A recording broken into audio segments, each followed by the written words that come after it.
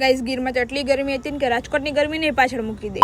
જય માતાજી મહાદેવ મિત્ર, welcome back to mister and missus વાલામીની વ્લોગ. ગાઈસ અમે ઉઠી ગયા હતા ને જે પ્રણવ હજી હુતા હતી કે મેં નાસ્તો નથી કર્યો, પછી આમ બધા નીકળી ગયા હતા નાસ્તો કરવા માટે. અમે આવી ગયા હતા ગીર હેરિટેજ રિસોર્ટમાં. ગાઈસ બહુ જ મસ્ત વ્યૂ હતો. ગાઈસ બહુ જ શાંતિ હતી ને એમ થાય કે ઊભા જ રહીને મસ્ત ઠંડો ઠંડો પવન ખાતા રહે. રિસોર્ટની ચક્કર મારીને આપણે નીકળી ગયા હતા આપણા રૂમમાં જવા માટે. ગાઈસ રૂમમાં પહોંચ્યા હતા બધા તો જો ફોન જ જોતા હતા અને પૂછી જો ગાઈસ મારા માટે કેટલું મસ્ત રોજ લઈને આવી હતી. ગાઈસ અહીં તો બહુ જ ગરમી હતી. મારા માટે મસ્ત વન પીસ લઈને આવી હતી, પણ મેં કીધું એટલી ગરમી હતી કે મેં પહેર્યું જ નહીં. મેં કીધું કાંઈ વાંધો બપોરે સ્વિમિંગ પુલમાં જઈને પછી જ મસ્તીના કપડા બીજા પહેરી. પછી નીરજ અને પૂજાએ રિસોર્ટનું શૂટ ચાલુ કરી દીધું હતું. ગાઈસ 2 કલાક થઈ ગઈ હતી ને હવે તો બહુ જ ગરમી થતી હતી ને તડકો એવો લાગતો હતો. ગાઈસ આપણી કેવી મસ્તીની પાર્કિંગમાં ગાડી પડી હતી. શૂટ પતાવીને આપણે તો આવી ગયા હતા આપણા રૂમમાં. ગાઈસ આપણા હસબન્ડ તો સુતા હતા કેમ કે રાત આખી સુતા જ નતા લાઇટના લીધે. હવે તો આપણે બધાને નાવાનું હતું. આપણે આવી ગયા સ્વિમિંગ પુલ પાસે ને ગાઈસ જો બધા ઉભા હતા ને બધા નાવા જવાનું હતું ને. ગાઈસ પ્રણભાઈ જો કેવા નખરા કરે. મને જો કેવું કે તને પાડીશ, પણ સામે કહી દીધું કે હું તમને પાડીશ, તમે હું મને પાડશો. નાઈને નીકળીને આપણે જતા હતા રૂમમાં. પ્રણભાઈ ગયા હતા નાવા ને મારા હસબન્ડ કે એની માથે મારા શેમ્પુ નાખું જ છોલા નાતા તંજારી માથે કેટલું બધું બિચારા માથે શેમ્પુ નાખી લીધું. બિચારા 3-4 વાર નાયા. ગાઈસ આપણે બધાને કપડા ધોઈ નહીં ખાતા ને બધાને કપડા અહીંયા સૂકવીને એટલે ચાવટાના લોકો સુકાઈ જાય. આપણે પણ મસ્તીનું નાઈ લીધું હતું ને. ગાઈસ જો આ 2 લોકો હે ને બેઠા બેઠા પબજી રમે ને ઓલા 2 ફોન જોવે. ગાઈસ પ્રણવભાઈ એને કેરીના જડોમાંથી કેટલી બધી કેરી તોડી લીધી હતી. ગાઈસ હું ને આ છોકરીને વેફર ખાતી હતી ને સામે જો લોકો ક્રિકેટ રમતા હતા. ગાઈસ આ લોકો કે તમને રમાડી ખરી પણ તમારે પહેલા ફિલ્ડિંગ કરવાની, તમારે છલવારો. ગાઈસ એમ કઈ હોય ને એમાં ખાસ કરીને જો ફાઇનલી ગાઈસ અડધી કલાક પછી આ લોકોએ મને મારો વારો આપી દીધો હતો. ગાઈસ એમ તો મને રમતા આવડે, હું કઈ જેમ તે પ્લેયર નથી. પછી પૂજા ને મારા હસબન્ડ બેડમિન્ટન રમતા હતા. રિઝલ્ટ ને બાય કરીને આપણે નીકળી ગયા હતા તાલાડા મારા માસીના છોકરાને ત્યાં જવા માટે. ત્યાં જઈને આપણે કેટલી બધી વાતો કરી લીધી હતી. પછી એમને બાય કરીને આપણે નીકળી ગયા હતા ઘર તરફ જવા માટે.